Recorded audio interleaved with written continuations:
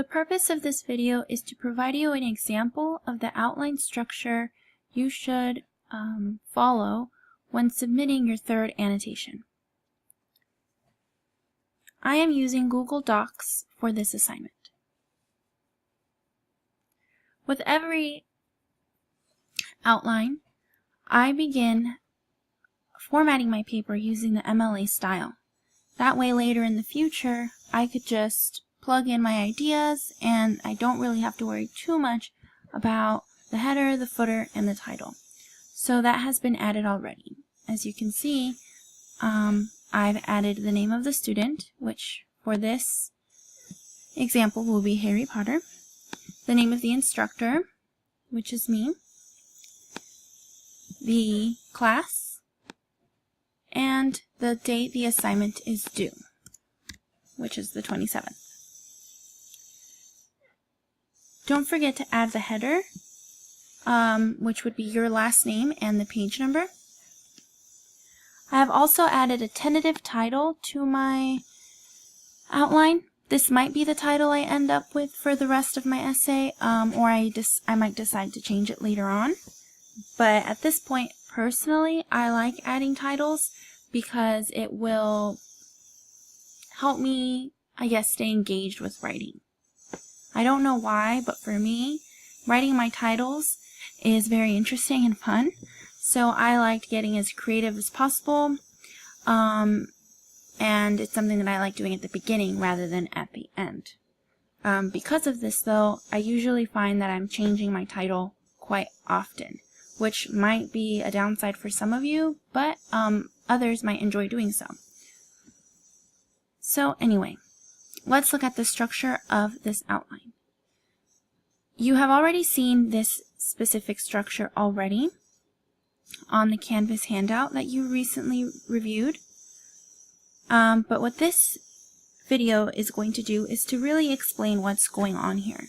Something important to remember is that an outline is 100% for the writer. Your outline is going to make a lot more sense to you than it will be to me. And the reason I have this video is just to explain to you what my thought process is for this outline, so you have a better idea of what you can do when you're constructing your own outline. So let's review our thesis statement, which you should already be familiar with. While social media like Facebook, Instagram, and Twitter are certainly tools for organizing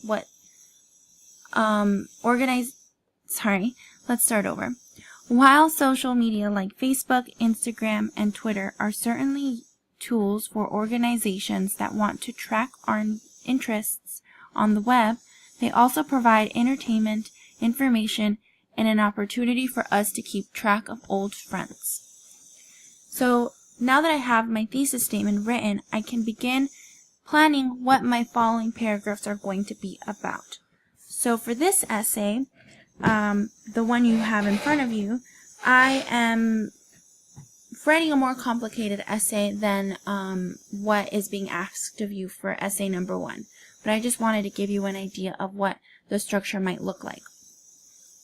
So for body paragraph 1, I decided to focus only on Facebook. For body paragraph 2, I'm only really focusing on Instagram. And for the third body paragraph, I'm focusing on Twitter.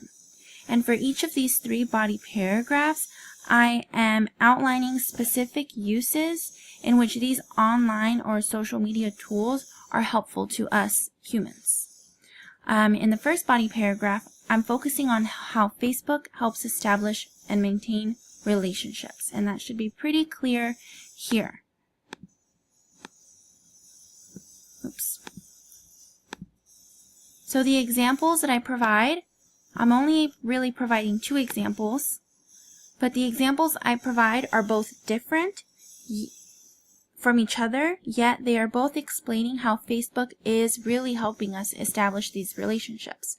So the first one, it's Facebook allows us the opportunity to meet new people, such as community groups.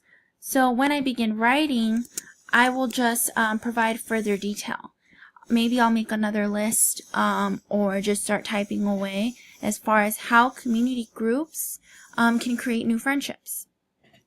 The second one is organizing events, sharing posts, commenting, and liking pictures allows people who use Facebook to stay in touch with people far away. Maybe it's already friends that you had, or maybe the friends that you recently met on Facebook. But regardless, here I'll provide an example, or an explanation as to how these help maintain how this communication tool helps maintain relationships. And I'm following the same trend in my second body paragraph.